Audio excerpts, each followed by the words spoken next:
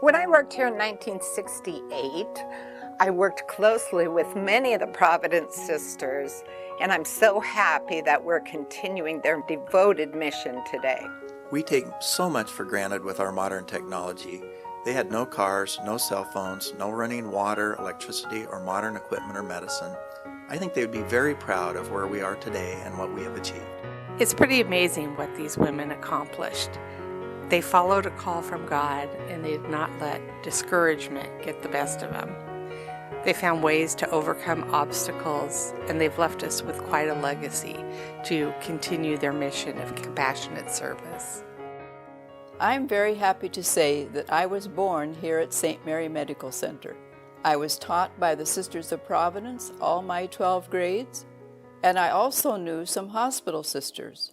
Some of our relatives have said over the years that in their case, it was really true that a sister made the difference in their health care, whether they lived or not.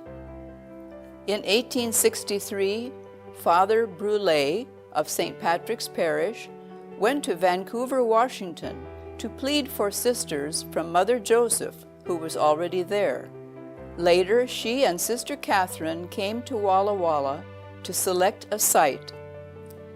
Walla Walla was then only 50 families.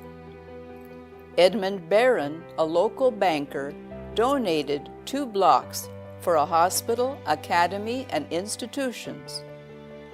3 sisters taught and took in boarders and visited the sick and the homebound.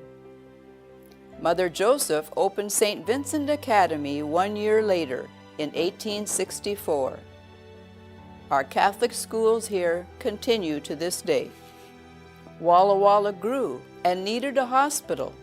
The Sisters of Providence General Council in Montreal gave permission to build a hospital separate from the school.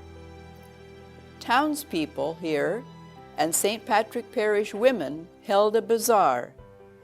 The sisters made dangerous trips to mountain camps to beg money from the miners.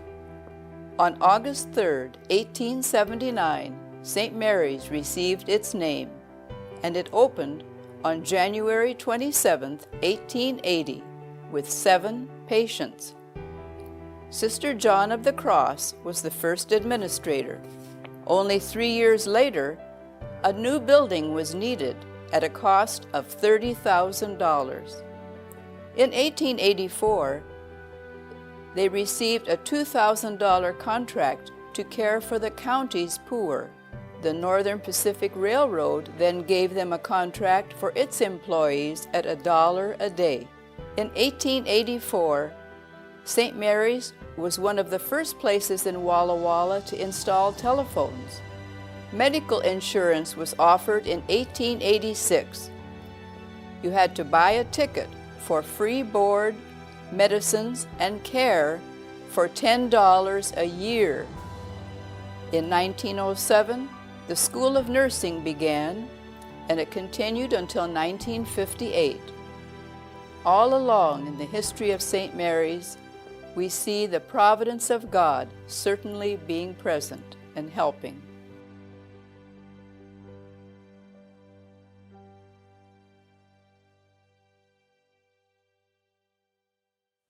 With the dawn of the new year in 1915, an avalanche of calamities all but overwhelmed the St. Mary's Hospital in Walla Walla.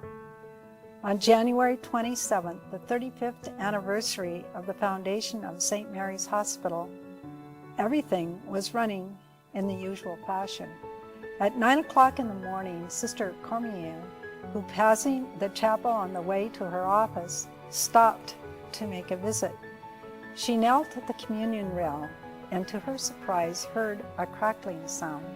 Thinking that it might be the sanctuary lamp, Sister started an investigation.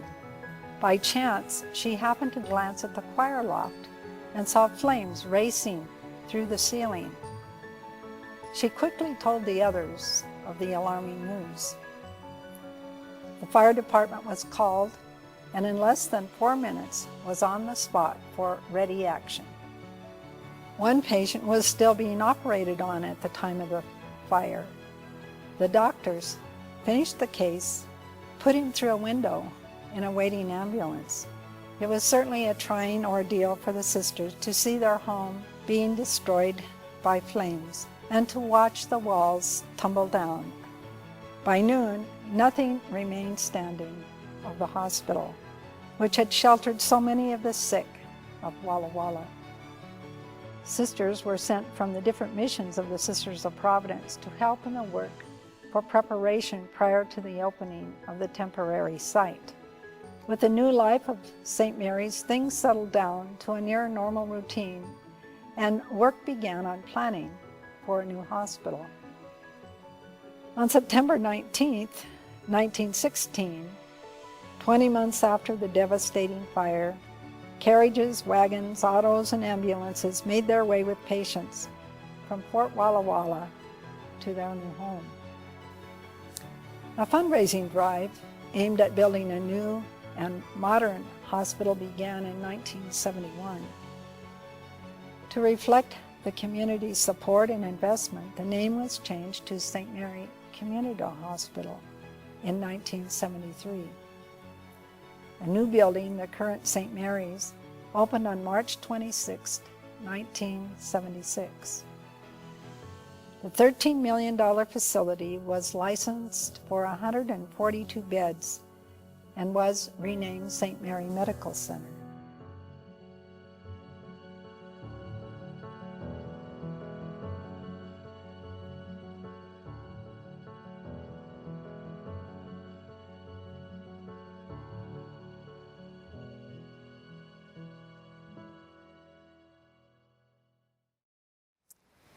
To meet the needs of the community that we serve, St. Mary's has always been improving its facilities and its technology, expanding many times to meet the needs as the people have them.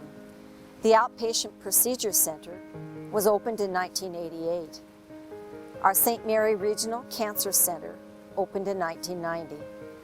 The Poplar Medical Complex was opened in 1991, and the Chase Medical Complex in 2001. In 2003, St. Mary embarked on an ambitious $28 million expansion. An elegant new entrance and pharmacy, as well as admitting, emergency, and imaging departments opened in 2004. In 2006, Providence St. Mary Medical Center completed the construction of a new Providence St. Mary Regional Cancer Center and the Outpatient Procedure Center. These were all addressing the needs that were developing in our community. Through our entire history, Providence St. Mary has held fast to our values of our founders, the Sisters of Providence. We honor the sacrifices, dedication, and vision of those who came before, and we look forward to a future of continuing to provide quality health care to the people of our region, always remembering to care for the poor and vulnerable.